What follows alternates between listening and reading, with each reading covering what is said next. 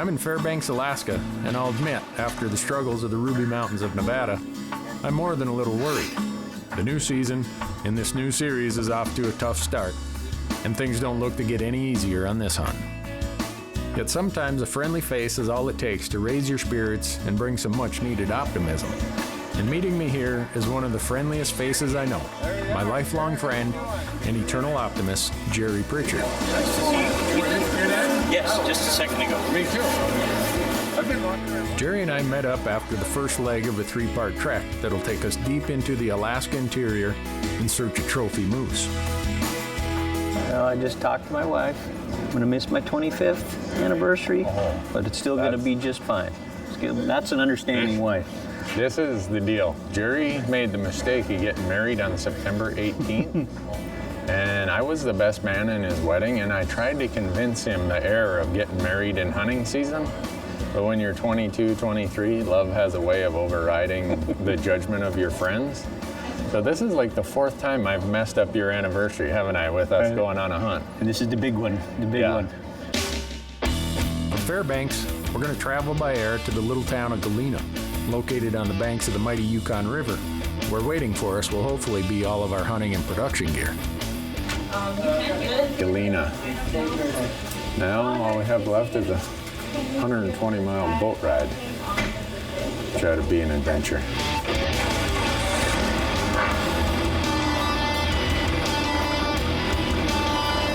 I think he's as ready to go as I am. Somehow we got to get all of this gear in a boat 120 miles up the river. This is all the stuff we shipped out here. This is production gear and everything else.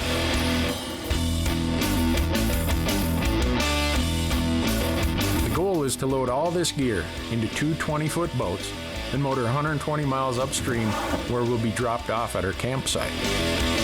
Well, hopefully all the research and all the planning comes together and pays off. Boy, I can't wait. I want to go. Let's go. Let's go. Let's go.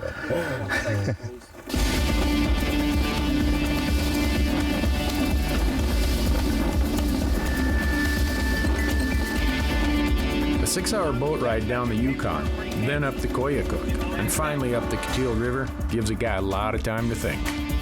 A hunt like this, unguided and so remote, takes amazing amounts of planning and preparation. And with my mind distracted by the pressures of producing this new series, I'm hoping that nothing was left behind. But the weather is perfect, and very soon my mind is immersed in the splendor and vastness of the Alaska interior.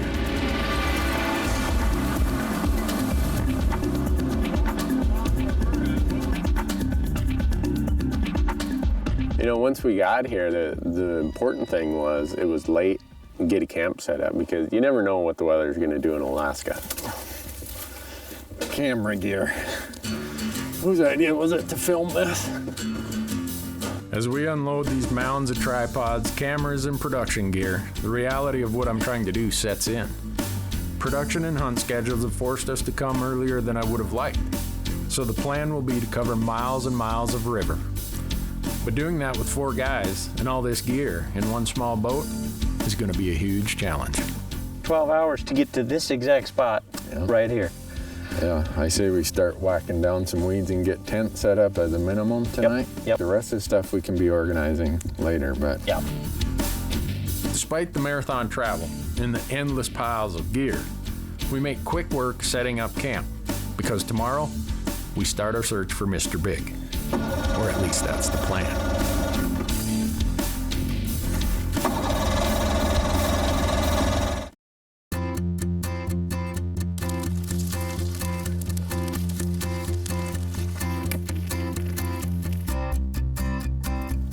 Well, Jer, let's go do it. Let's do it. First day. It was cold this morning. We had to get started a little bit later. Yeah, well, we had to organize gear too, so. Yeah, I'm all set, man. I cannot wait. Let's go find Big Hank for you. Yep. It's day 1 of a long-planned Alaska moose hunt. The skies are clear, but the temps and our outboard motor are a little cold.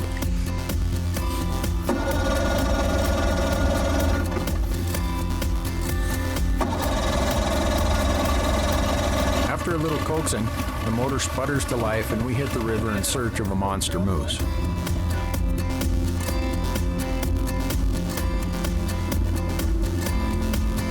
Due to scheduling conflicts that are just part of the TV business, we're forced to come up here a week earlier than I would have liked. The peak of the rut is still a week or more away, and according to the biologist, our odds of seeing a shooter bull will increase with each passing day. So in the meantime, we scout the sandbars and sloughs, upstream and down, for signs of rutting moose. They've been here. At least one.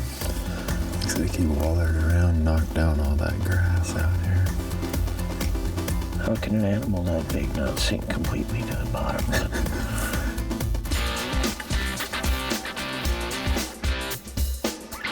it? After the Ruby Mountains, I'll admit, I'm feeling some serious pressure. I gambled on a tough hunt to start the season and I lost. I can't afford to lose again. But as each day passes with marginal sign and nothing but a brief glimpse of a young bull running for cover, I'm thinking, oh no, here we go again.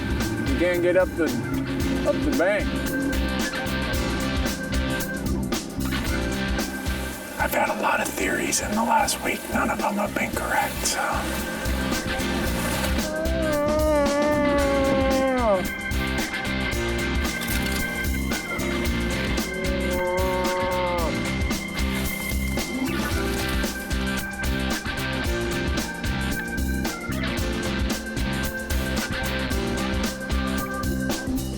You know, one thing I did not expect on this hunt was a lot of competition, because I looked and it said there were 30 permits for this unit.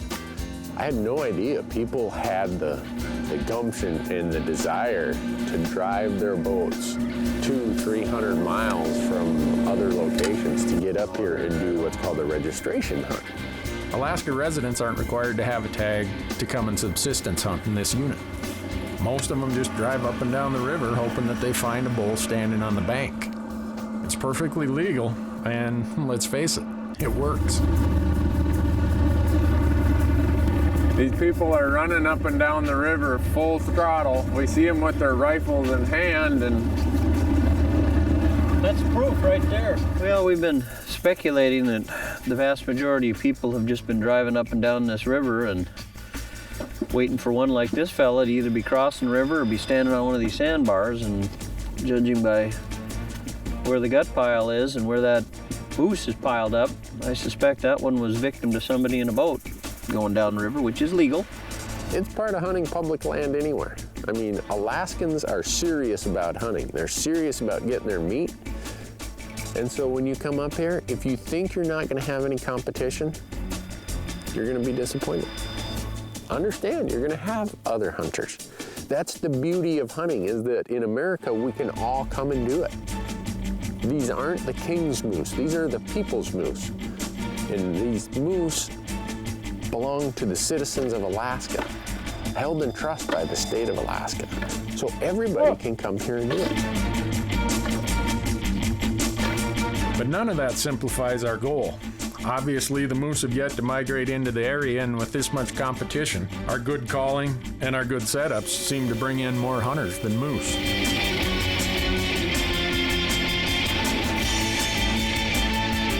That's the kind of emotional roller coaster that can wear on a guy after a few days.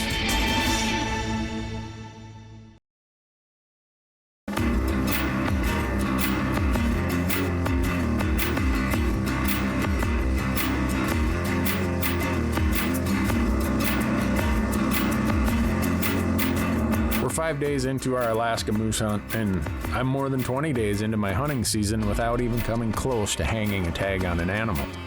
First, it's a major liver flare up in the Ruby Mountains of Nevada, and now up here in Alaska on the Coteau River, the moose seem to have me on the ropes.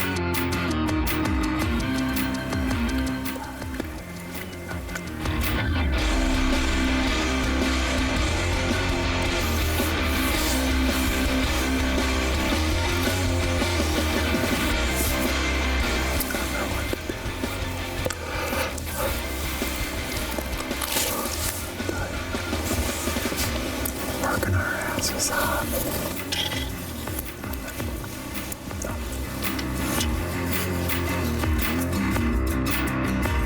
plan was to spend our first 5 days scouting and learning the territory, so when a push of rutting bulls came migrating through this area, we'd be ready. What I didn't count on was the mental exhaustion that would come with 5 hard days of hunting, hearing very little, and seeing but one young bull on the run and another dead bull on the riverbank. Why, so far, this has been a real challenge. We had good weather for the first 5 days, but we may have been slightly a little bit early to this area that we're hunting. Really, really tough. We've been in great places. Lots of great places to call. Just no moose so far, so we're hoping that we're a little bit closer to when they're supposed to be in here. We need a break, Jerry. Yes, we do. I've never hunted. It just hasn't happened yet. I've never hunted so hard in my life with so little to show for it. So much of big game hunting is mental. Staying sharp and keeping focused is what gets you to go that extra mile. But after this many days, with so little sign of encouragement, even the most experienced hunter is going to get beat down, especially when your job is to bring home an entertaining TV show. Still, rather than give up, my reaction is to work harder, hike further, climb higher, whatever it takes to find a moose, an approach that drags the entire crew through my gauntlet.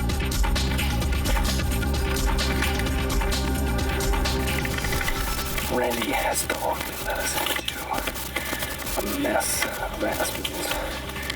Barely walked through them. So, looking for the high country. You know, that's one thing you people watching don't have to deal with is a lot of times we set up and hunt in places that maybe are not ideal, but we have to because we can't set up in a thick pile of brush and have no camera angles. So we got to make some compromises that you as the audience, thankfully, you don't have to make some of those compromises. I'm midway through my second frustrating hunt, and I've come to the point where I'm not wondering if the next bad break will come, but when will it come? Can't even tilt it. Huh? Dog had talked about bad luck. I had to kill it to get all those weeds out. Now it won't start again. I can't raise and lower the motor, nothing. I don't know how we get on that main channel. There's no way we're going to paddle upstream.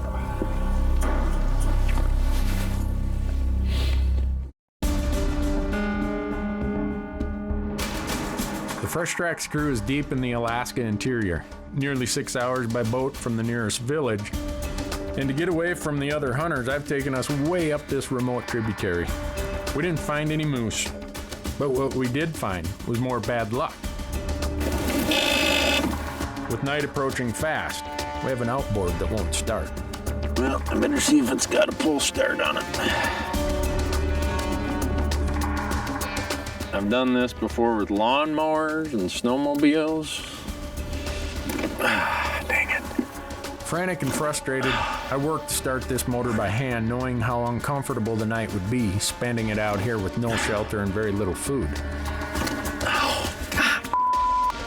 Oh, that felt good.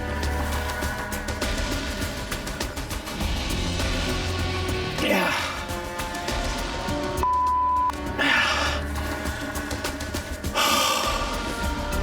You can't give up. And finally, the motor comes back to life.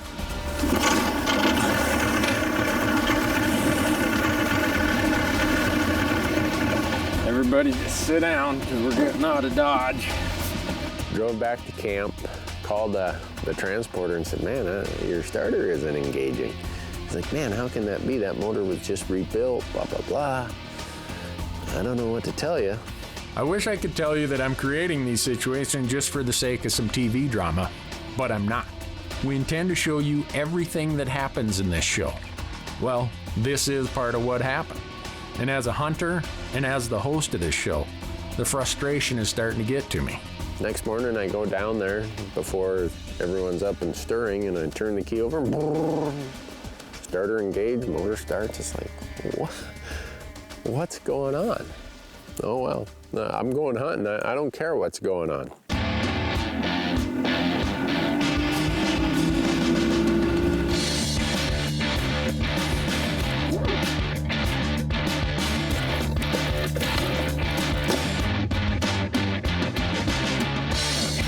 days tick off and the hits just keep coming. Soaking rain eventually ruins one of our main cameras, making it even tougher to get the many shot angles we need for this new show format. We keep covering ground and making new setups, but at this point, I'll admit, I find myself lazily just going through the motions.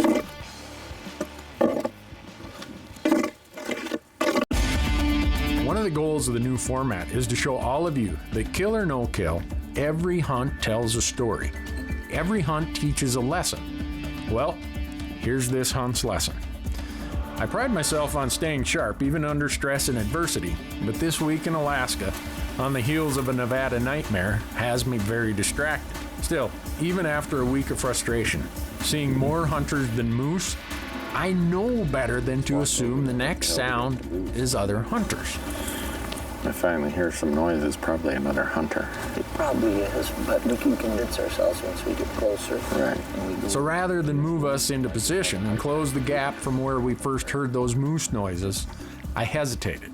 And this time, we lost. When I touched the bend of the main river channel, which is over there, it was 0.48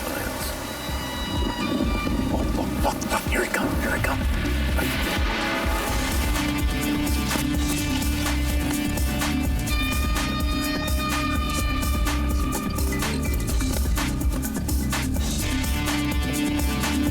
See his antlers.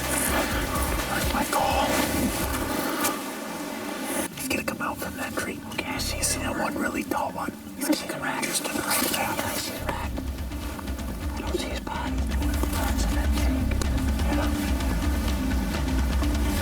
You see him behind the tree there? Hold on. Let me make sure that he's legal. He's looking right at us like he's trying to do something now. He's coming towards us, though.